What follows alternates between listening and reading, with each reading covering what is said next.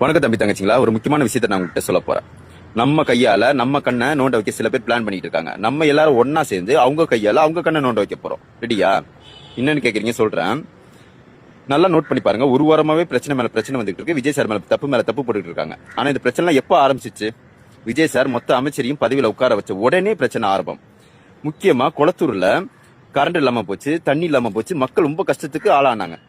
நல்லா நோட் பண்ணி பாருங்க. அந்த தொகுதியில முன்னாடி யார் எம்எல்ஏ இருந்தாங்க, யாரு அங்க தோத்து போனா உங்களுக்கே தெரியும். விஜய் சார் பதவியில உட்காந்து 12 நாள் ஆகுது. விஜய் சாரால உடனே ஆக்ஷன்லாம் இருக்க முடியாது. ஏன்னா என்ன நடந்துச்சு ஏது நடந்துச்சு யோசனை பண்ணி பொறுமையா தான் சரி பண்ண முடியும். கரெக்ட் தானே? ஆனா அங்க இருந்த எம்எல்ஏக்கு மொத்த பேரும் கைக்குள்ள இருப்பாங்க. நீ கரண்ட் ஆஃப் பண்ணா ஆஃப் பண்ணி தான் ஆவாங்க, தண்ணி ஆஃப் பண்ணா ஆஃப் பண்ணி தான் ஆவாங்க. கரெக்டா? இந்த தப்பெல்லாம் தூக்கி விஜய் மேல போடனா போட தான் செய்வாங்க. அதே மாதிரி பெண்களுக்கு பாதுகாப்பு இல்லாம போயிருச்சு. சின்ன சின்ன குழந்தையெல்லாம் ரேப் பண்ணி கொள்றாங்க. இது எல்லாத்துக்குமே காரணம் என்னன்னா, 6 மாசத்துக்குள்ள விஜய் சார் மேல தப்ப உருவாக்கணும். அப்பதான் நம்பிக்கையில்லா தீர்மானம் கொண்டாட முடியும். எவ்வளவு ஸ்ட்ராங்கான தப்ப நம்ம விஜய் சார் மேல போடுறோமோ அவ்வளவும் விஜய் சாருக்கு பதவி கேன்சல் ஆகிறதுக்கு 100% வாய்ப்பு இருக்கு. அதே மாதிரி மக்கள் எல்லாரும் சேர்ந்து தான் விஜய் சார் ஜெயிக்க வச்சாங்க. கரெக்டா? முக்கியமா குழந்தைங்க. அவங்க பிளான் என்னன்னா, எந்த குழந்தைய வச்சு நீ ஜெயிச்சியோ, எந்த மக்களை வச்சு நீ ஜெயிச்சியோ அந்த மக்கள்கிட்டயே உனக்கு கெட்ட பேரை வாங்க வச்சு அங்கேயே உனக்கு தோக்கடிச்சு காட்டுறதுதான் அவங்க பிளான்.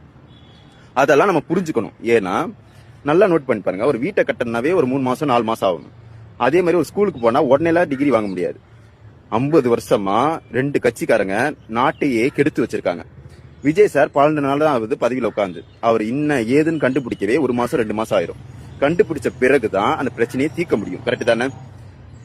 நம்ம கொஞ்சம் யோசனை பண்ணுங்க. நம்மளை வச்சு சில பேர் ஏமாத்த பாக்குறாங்க, நம்ம மூலியமா அவங்க ஜெயிக்க பாக்குறாங்க. அதை நம்ம விடக்கூடாது. இவ்வளவு நாள் கஷ்டப்பட்டதுக்கு அர்த்தம் இல்லாம போயிடும்.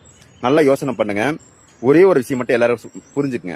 நீங்க என்ன சொன்னாலும் ஏது சொன்னாலும் எங்க அண்ணனை நாங்க கைவிட மாட்டோம். அப்படி மட்டும் 100% உறுதியா இருங்களேன். எவனும் இங்க ஒண்ணும் புடுங்க முடியாது. நல்லா யோசனை பண்ணி பாருங்க. 2.5 வயசு குழந்தைய டிஎம்கே கார ரேப் பண்ணி கொண்டான். அப்ப ஏன் முக ஸ்டாலின் சாரும் உதயநிதி சாரும் எடப்பாடியும் இப்ப சில பேர் பேசுறாங்க ஏன் அப்ப பேசல? ஏன்னா புதுசா ஒருத்த உட்கார்ந்து அவங்களால ஏத்துக்க முடியல.